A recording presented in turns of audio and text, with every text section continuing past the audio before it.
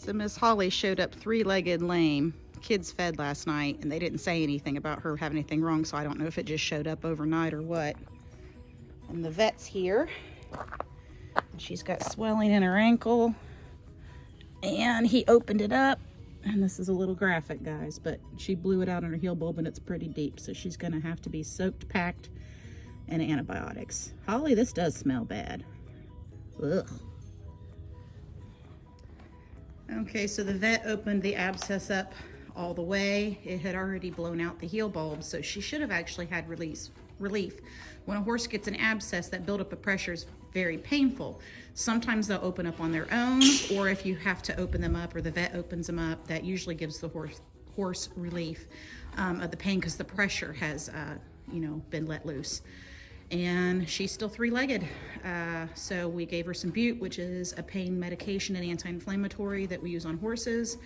And she is on antibiotics twice a day, as well as soaking the foot twice a day in Epsom salt and applying medication to it and then patting it and packing it.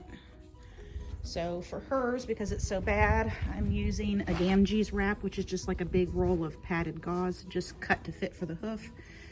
Putting vet wrap to hold it on now, and we had more duct tape and we can't find it. So my husband ran out to get me some more, and I will be going out and getting more of that too, of course. So hopefully it'll be okay. The vet suspects there is a possibility of a puncture, so we're gonna wait 7 days treating it with what he's prescribed so far. And if she's not better in 7 days, then she's got to get x-rays to make sure there's not a foreign body in her foot. So I'd appreciate prayers for Miss Holly girl. This is the horse that I ride, so my old mare is no longer rideable. This is our Tennessee Walker that I actually normally would ride, and obviously she's not rideable at this point, so just prayers of healing would be greatly appreciated. We're heading out. Look at the beautiful sunrise. Isn't that gorgeous? Okay, so we're heading out. This is day 3 since we found Holly's injured hoof. We're gonna go and see how she's doing. I did wind up putting her in the stall. She had laid down later that afternoon and couldn't get back up. So I actually had to go out there and really urge her and pull on a halter and get her going. So we're gonna go and see how she's doing. How we feeling? We're gonna move? Hey, come here, Mare. How's it going?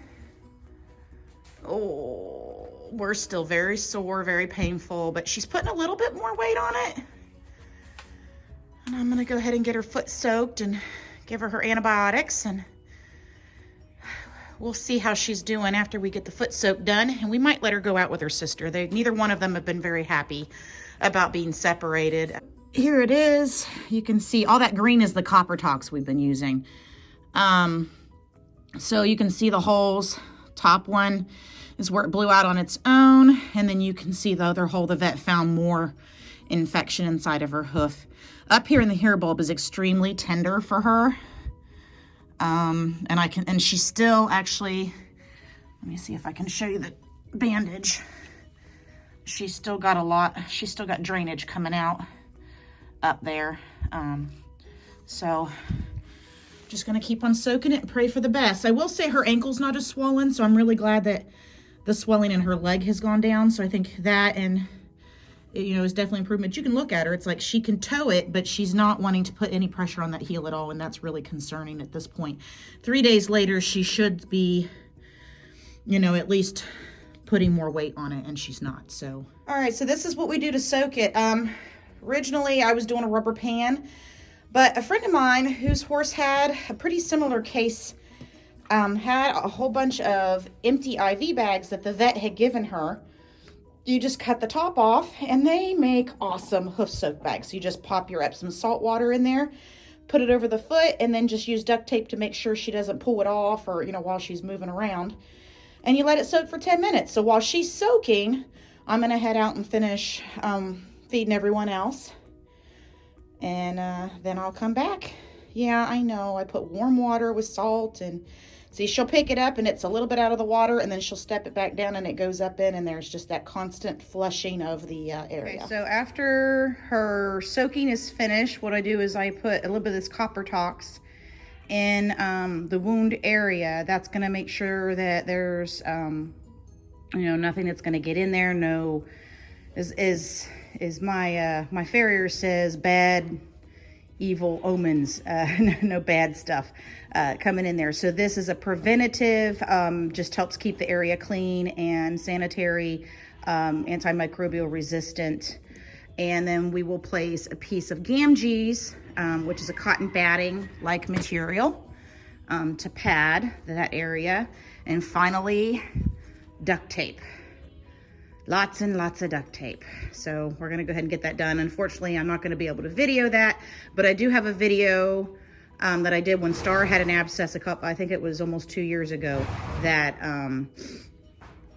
that I showed how I wrap a hoof up. So you guys can go back to that one. Day 5 of Holly's nasty abscess.